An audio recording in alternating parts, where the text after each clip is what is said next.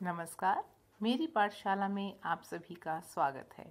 आज की हिंदी की कक्षा में हम पढ़ेंगे क्षितिज भाग 2 में संकलित पाठ लखनवी अंदाज, जिसके रचनाकार हैं यशपाल।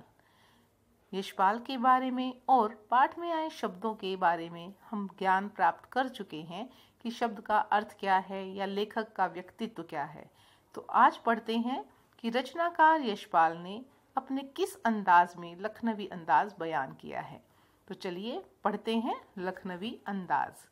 मुफस्सिल की पैसेंजर ट्रेन चल पड़ने की उतावली में फुंकार रही थी, अर्थात जो शहर का केंद्रस्थ स्थान है, मुफस्सिल जो सेंटर होता है सिटी का, उसके आसपास के एरिया को कहते हैं।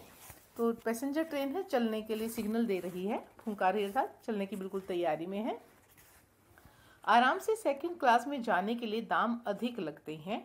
दूर तो जाना नहीं था, भीड़ से बचकर एकांत में नई कहानी के संबंध में सोच सकने और खिड़की से प्राकृतिक दृश्य देख सकने के लिए टिकट सेकंड क्लास का ही ले लिया। अब इन पंक्तियों में लेखक बताता है कि उसने सेकंड क्लास का टिकट लिया, क्यों लिया। क्योंकि उस समय क्या है, अगर थोड़ा आराम से आप जाना चाहते हैं तो थर्ड क्लास की बजाय सेकंड क्लास का टिकट ले लेते थे लोग, लेकिन उसमें थोड़ा पैसा अधिक लगता था। अब लेखक को बहुत दूरी तक नहीं जाना है, तो इसलिए उसने सेकंड क्लास का टिकट लिया, पहला कारण। दूसरा बताता है कि वहाँ भीड़ भाड़ नहीं होती है, तो भीड़ से बच जाएगा। तीसरा कारण, भीड़ नहीं है, एकांत मिलेगा, तो नई कहानी के बारे में वह विचार कर सकता है, क्योंकि लेखक है, लिखना उसका कार्य है। चौथा कारण, खिड़की से प्राकृतिक दृश्य वह देख सकेगा कि खिड़की के पास बैठकर बाहर के नज़ारे भली भांति जो प्रकृति के दृश्य दिखाई देंगे उनको देख सकेगा। तो ये कारण रहे लेखक के सेकंड क्लास के टिकट के लेने के। अब है आगे पढ़ते हैं। गाड़ी छूट रही थी, सेकंड क्लास के एक डिब्बे को खाली समझकर जरा दौड़कर उस पर चढ़ गए। अनुमान के प्रतिकूल डिब्बा निर्जन नहीं था। लेखक को लग रहा था कि गाड़ी छूटने वाली है, तो थोड़ा दौड़ते हुए चढ़े और वो सोचकर ये चढ़े थे कि इस डिब्बे में शायद कोई नहीं होगा, लेकिन अनुमान गलत निकला। उसमें कोई पहले से ही बैठा था। एक बर्थ पर, बर्थ होता है जो बड़ी सीट होती है जिस पर 3-4 व्यक्ति एक साथ बैठ सकते हैं, उसे बर्थ बोलते हैं। तो एक बर्थ पर लखनऊ की नवाबी नस्ल के, लखनऊ में जैसे नवाब रहते हैं जिस तरीके से, वैसी पोशाक धारण किए हुए एक सफ़ेद पोश सज्जन बहुत सुविधा से पालथी मारे बैठे थे। एक सभ्य सा इंसान उस पर बैठा हुआ दिखाई दे रहा था लेखक को, और उसके सामने 2 ताज़े चिकने खीरे तौलिए पर रखे थे। सामने तौलिया बिछा था, 2 खीरे रखे थे। डिब्बे में हमारे सहसा कूद जाने से सज्जन की आंखों में एकांत चिंतन में विघ्न का असंतोष दिखाई दिया कि अचानक जब डिब्बे में लेखक चढ़ जाता है, उस समय जो बैठे हुए सज्जन है पहले से, उनकी आंखों में ऐसे भाव आते हैं कि उन्हें लेखक का आना बिल्कुल पसंद नहीं आया, कि मानो एकांत में कुछ सोच रहे थे और उसमें विघ्न पड़ गया है, बाधा पड़ गई है। तो वह असंतोष का भाव उनकी आंखों में दिखाई दे रहा था और लेखक इस बात को समझ जाता है। सोचा, हो सकता है यह भी कहानी के लिए सूझ की चिंता में हो, या खीरे जैसी अपदार्थ वस्तु का शोक करते देखे जाने के संकोच में हो। तो अब लेखक विचार करता है कि असंतोष क्यों आया होगा। कि पहला कारण सोचता है कि शायद नवाब भी कोई लेखक हो और वह भी नई कहानी के बारे में सोचना चाहता हो अकेले बैठकर। दूसरा, कि नवाब जैसा दिखने वाला कोई व्यक्ति खीरे जैसी छोटी सी चीज खाए दूसरे के सामने, तो उन्हें संकोच हो रहा हो। तो इस कारण उनके चेहरे पर असंतोष के भाव दिखाई दिए होंगे। फिर नवाब साहब ने संगति के लिए उत्साह नहीं दिखाया, तो लेखक को लगा कि फिर मैं भी क्यों करूं शुरुआत। तो हमने भी उनके सामने की बर्थ पर बैठकर आत्मसम्मान में आंखें चुरा ली। तो लेखक ने भी कोई बातचीत करने की शुरुआत उनसे नहीं की। खाली बैठे कल्पना करते रहने की पुरानी आदत है। लेखक अपने बारे में कहता है कि जब भी वह खाली बैठता है तो कल्पना करना शुरू कर देता है, इमेजिनेशन शुरू हो जाती है उसकी, और यह उसकी पुरानी आदत है। नवाब साहब की असुविधा और संकोच के कारण का अनुमान करने लगे कि लेखक के आने से नवाब को असुविधा या संकोच क्यों हुआ होगा।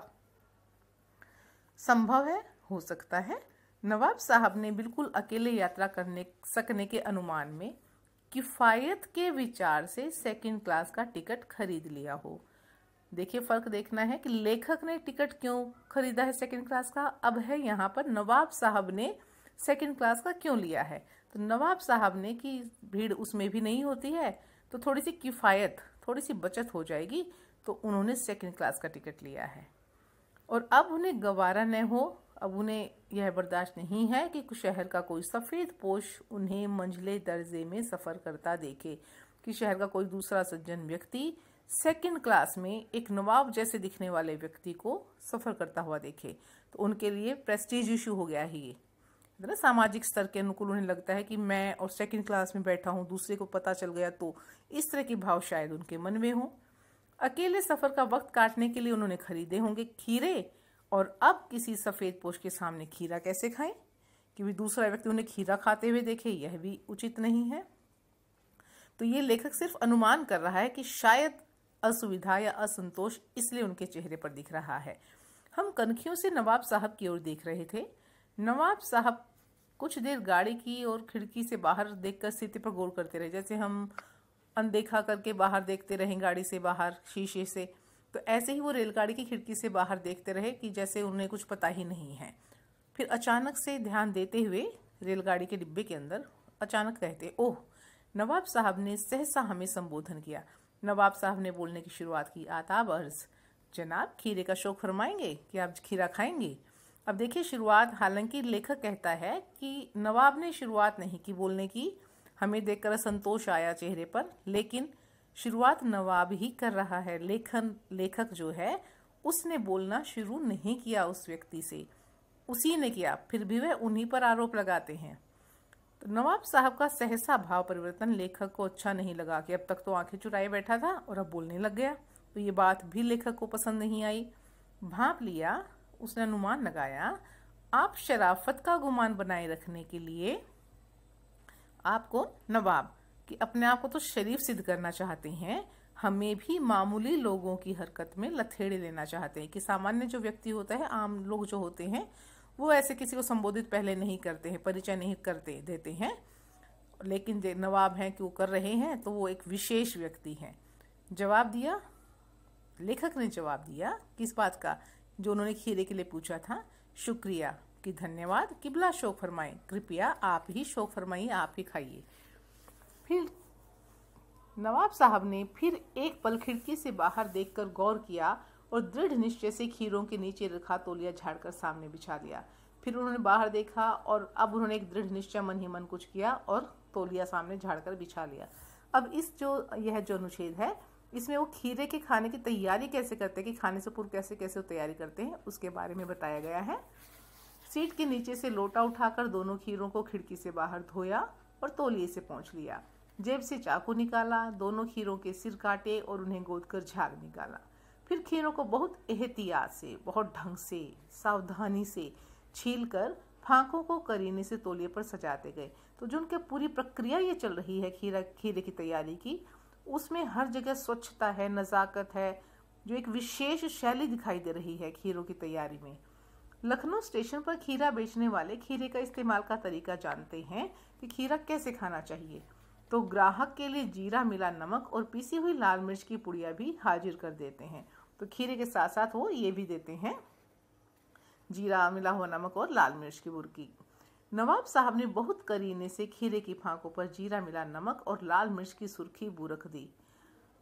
उनकी प्रत्येक भावभंगिमा और जबड़ों के स्फुरण से, जब भी वो तैयारी कर रहे थे तो उनके भावभंगिमा, जो फेस पर एक्सप्रेशंस आ रहे थे, और जबड़ों का स्फुरण, कि उनकी ऐसा लग रहा, जबड़े हिलना जैसे शुरू हो गए थे, उससे स्पष्ट लग रहा था कि उस प्रक्रिया था, तो उस पूरे प्रोसेस में, कौन सा प्रोसेस, खीरे की तैयारी वाला प्रोसेस, उनका मुख खीरे के रसास्वादन की कल्पना से प्लावित हो रहा है, कि खीरे का मानो रस उन्होंने ग्रहण कर लिया, खा लिया हो।